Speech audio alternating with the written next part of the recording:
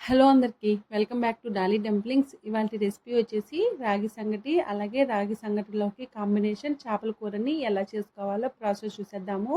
నేను ఇక్కడ చిన్న చేపలతో కూరని చేస్తున్నానండి. మీరు ఇదే కూరని పెద్ద చేపలతో కూడా చేసుకోవచ్చు. ఈ రెండింటి కాంబినేషన్ అయితే చాలా బాగుంటుంది. ఎవరైనా తెలియకపోతే తప్పకుండా ఓసారి ట్రై చేసి చూడండి. అలాగే చాలామంది చికెన్తో కానీ మటన్తో కానీ తింటూ ఉంటారు.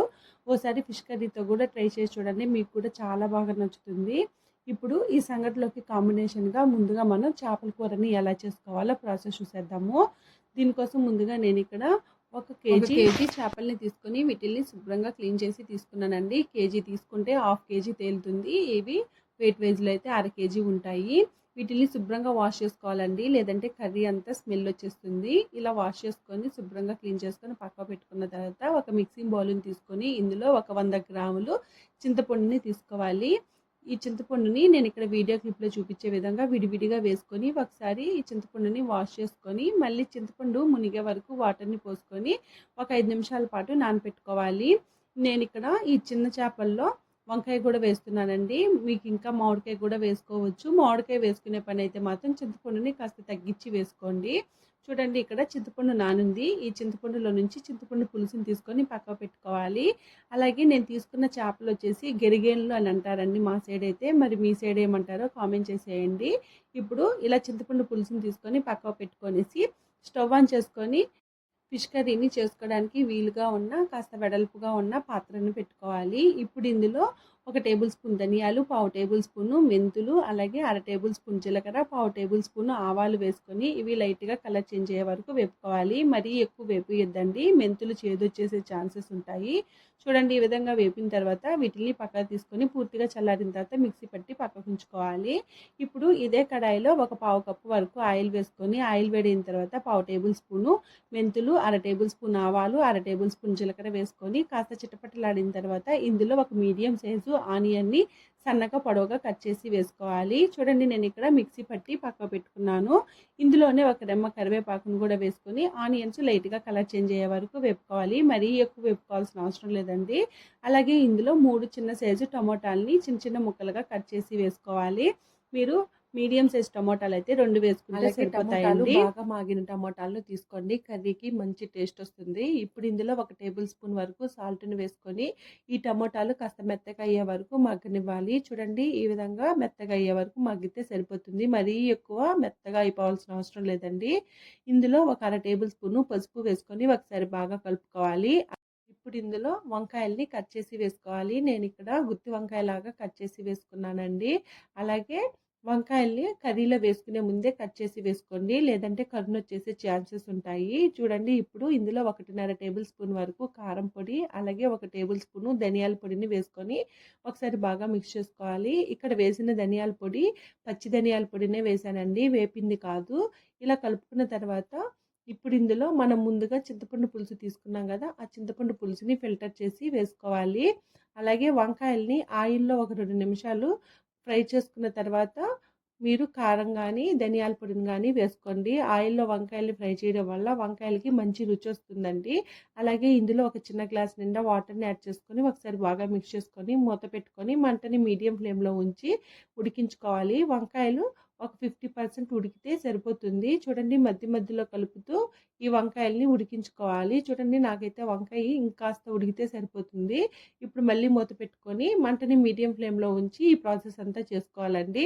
ఇప్పుడు మూత తీసి వంకాయ ఉడికిందో లేదో ఒకసారి చెక్ చేసుకున్న తర్వాత మనం ముందుగా క్లీన్ చేసి పెట్టుకున్న చేపల్ని ఇందులో వేసుకోవాలి. ఒకవేళ మీరు వంకాయని స్కిప్ చేయాలనుకుంటే చింతపండు పులుసు బాగా ఉడికిన తర్వాత చేపలు అనేది వేసుకోవాలండి. చూడండి, ఇక్కడ వీడియో క్లిప్లో చూపించే విధంగా ఈ పులుసులో చేపల్ని వేసుకొని మంటని మీడియం టు లో ఫ్లేమ్లోకి అడ్జస్ట్ చేసుకుంటూ ఈ చేపలు వేసుకున్న తర్వాత ఒక 15 నిమిషాల పాటు ఉడికించుకోవాలండి. అలాగే మంటని హై ఫ్లేమ్లో మాత్రం పెట్టి ఉడికించుకోవద్దు, పులుసు చిక్కబడిపోతుంది.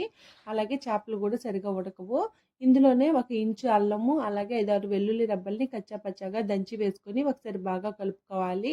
చూడండి, నేను వీడియో క్లిప్లో చూపించే విధంగా ఈ చేపల్ని మిక్స్ చేసుకోవాలండి. గరిటె పెట్టి ఎలా అంటే అలా కలిపేయద్దు, విరిగిపోయే ఛాన్సెస్ ఉంటాయి.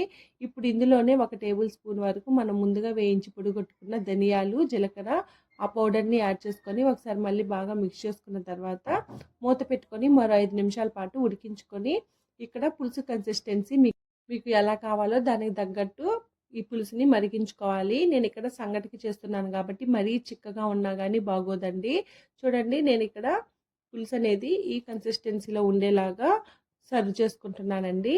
ఇప్పుడు మరో 2 నిమిషాల పాటు ఈ పులుసుని ఉడికించుకోవాలి. మీకు పులుసు ఉడికిందో లేదో తెలియడానికి ఆయిల్ అనేది పైకి సపరేట్ అవుతుంది చూడండి. ఇక్కడ వీడియో క్లిప్లో చూపించే విధంగా ఆయిల్ అనేది పైకి తేలిపోతుంది. అప్పుడు పులుసు ఉడికిపోయినట్టు అర్థం అండి.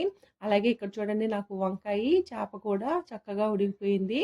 ఇప్పుడు స్టవ్ ఆఫ్ చేసేసుకోవడమేనండి. ఇంకా మీకు నచ్చితే ఇందులో సన్నగా కట్ చేసుకున్న కొత్తిమీరని యాడ్ చేసుకోండి. నాకైతే పర్సనల్గా చేపల కూరలో కొత్తిమీరని వేయడం అస్సలకి ఇష్టం ఉండదండి. దానికోసమే నేనైతే వేయట్లేదు. చేప కూడా ఉడికిపోయింది. అంతేనండి. ఇంకా స్టవ్ ఆఫ్ చేసేసుకొని దీని మీద మూత పెట్టకూడదండి. ఇది కాస్త చల్లారిన తర్వాత మాత్రమే ఈ పులుసు మీద మూత పెట్టుకోండి. అలాగే చేపల్ని వేసిన తర్వాత ఈ పులుసుని గరిటెతో ఎక్కువ కలపొద్దండి. నేను వీడియో క్లిప్లో చూపించే విధంగా రౌండ్గా తిప్పుకోండి. అంతేనండి. సంగటిలోకి చేపల పులుసు రెడీ అయిపోయింది. ఇప్పుడు సంగటిని ఎలా చేసుకోవాలో ప్రాసెస్ ఏందో చూసేద్దాము. ఈ సంగటి హెల్త్కి కూడా చాలా మంచిదండి. చిన్నపిల్లల నుంచి పెద్దవారి వరకు హ్యాపీగా తినొచ్చు. నేను ఇక్కడ ముందుగా ఒక గ్లాసు బియ్యాన్ని శుభ్రంగా వాష్ చేసుకొని ఒక గంట సేపు పాటు నానబెట్టి తీసుకున్నానండి. చూడండి నేను ఈ గ్లాస్తో ఒక గ్లాసు బియ్యాన్ని తీసుకున్నాను. ఇక్కడ నలుగురికి సరిపడా సంఘటన చేస్తున్నాను. దీనికోసం ఇప్పుడు ఒక కుక్కర్ గిన్నెని తీసుకొని మనం ముందుగా నానబెట్టుకున్న బియ్యాన్ని ఇందులో వేసుకోవాలి. అలాగే సంగటి చేసుకోవడానికి కాస్త వెడల్పుగా ఉన్న గిన్నెని మాత్రమే పెట్టుకోండి. కుక్కర్లో చేసుకుంటే చాలా ఈజీగా త్వరగా చేసేసుకోవచ్చు. ఇప్పుడు ఇందులో ఒక గ్లాసు బియ్యానికి 8 గ్లాసులు వాటర్ని యాడ్ చేసుకోవాలండి. మీరు బియ్యాన్ని నానబెట్టకపోతే 9 గ్లాసులు వాటర్ని యాడ్ చేసుకోండి. ఇప్పుడు మూత పెట్టుకొని స్టవ్ ఆన్ చేసుకొని ఈ కుక్కర్ గిన్నెని స్టవ్ మీద పెట్టుకొని మంటని మీడియం ఫ్లేమ్లో ఉంచి ఒక 6-7 విజిల్లు వచ్చే వరకు ఉడికించుకోండి. నాకు ఇక్కడైతే 5 విజిల్కే రైస్ అనేది చక్కగా ఉడికిపోయింది. ఇప్పుడు 5 విజిల్ తర్వాత స్టవ్ ఆఫ్ చేసేసుకొని ప్రెషర్ అంతా బయటకు పోయిన తర్వాత మూత తీసి ఒకసారి బాగా మిక్స్ చేసుకోవాలి. చూడండి రైస్ అయితే నాకు ఇక్కడ మెత్తగా ఉడికిపోయింది. అలాగే నేను ఈ సంగటి కోసం ఇంట్లో వాడే సోనా మసూరి రైస్ని యూజ్ చేశానండి. మీకు కావాలంటే రేషన్ బియ్యాన్ని కూడా యూజ్ చేసుకోవచ్చు. అలాగే ఇందులో ఒక 1/2 టేబుల్ స్పూన్ వరకు సాల్ట్ని వేశాను. ఇది ఆప్షనల్ మాత్రమేనండి.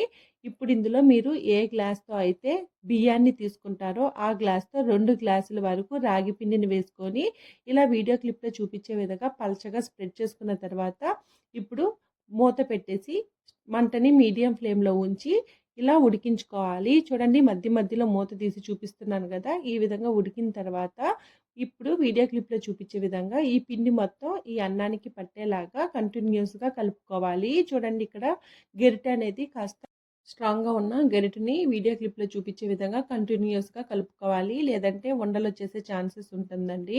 ఈ పిండి అన్నంలో కలిసేలాగా చక్కగా కలుపుకోవాలి. అలాగే మీ దగ్గర తెడ్డు ఉంటే తెడ్డుతో అయినా కలుపుకోవచ్చండి. నా దగ్గర లేదు కాబట్టి నేను గరిటెతో కలుపుకుంటున్నాను. చూడండి ఈ విధంగా బాగా కలుపుకున్న తర్వాత ఇప్పుడు మంటని లో ఫ్లేమ్లో ఉంచి మూత పెట్టి ఒక 5 నిమిషాల పాటు ఉడికించుకోవాలి. ఇప్పుడు 5 నిమిషాల తర్వాత మూత తీసేసి ఒకసారి మళ్ళీ బాగా మిక్స్ చేసుకోండి.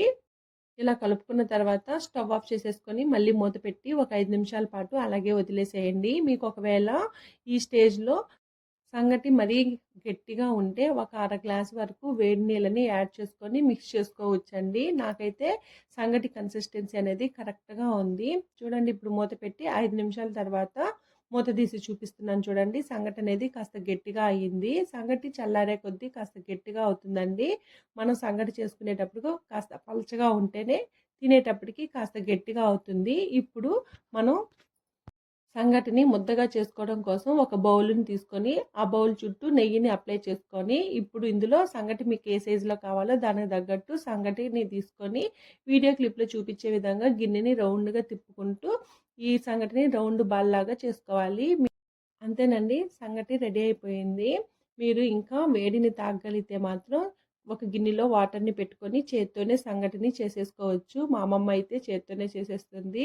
ఇప్పుడు ఈ సంగటిని సర్వింగ్ బౌల్లోకి తీసుకొని సంగటి మధ్యలోకి ఒక హోల్ లాగా వీడియో క్లిప్లో చూపించే విధంగా పెట్టుకోవాలండి. ఇప్పుడు మనం ముందుగా ప్రిపేర్ చేసి పెట్టుకున్న చేపల పులుసుని ఈ సంగటి మీద వేసుకొని సర్వ్ చేసేసుకోవడమే. కొంతమందైతే సంగటితో పాటు నెయ్యిని గూడా వేసుకుంటారు. నేనైతే నెయ్యినేమి యాడ్ చేయట్లేదండి. ఇలా చేపల పులుసుతోనే సర్వ్ చేసుకుంటున్నాను. చూసారు కదా! సంగటిలోకి కాంబినేషన్ చేపల కూరని ఎలా చేసుకోవాలో ప్రాసెస్ ఏందో టేస్ట్ అయితే చాలా బావుంటుందండి. మీకు ఈ కాంబినేషన్ తెలియకపోతే తప్పకుండా ట్రై చేసేయండి. చూసారు కదా! వీడియో మీకు నచ్చితే లైక్ చేయండి, షేర్ చేయండి, కామెంట్ చేయండి. అలాగే మరిన్ని రెసిపీస్ కోసం మన ఛానల్‌ని సబ్స్క్రైబ్ చేసుకొని ఈ రెసిపీ మీరు ట్రై చేస్తే కామెంట్ చేసేయండి. Thank you for watching.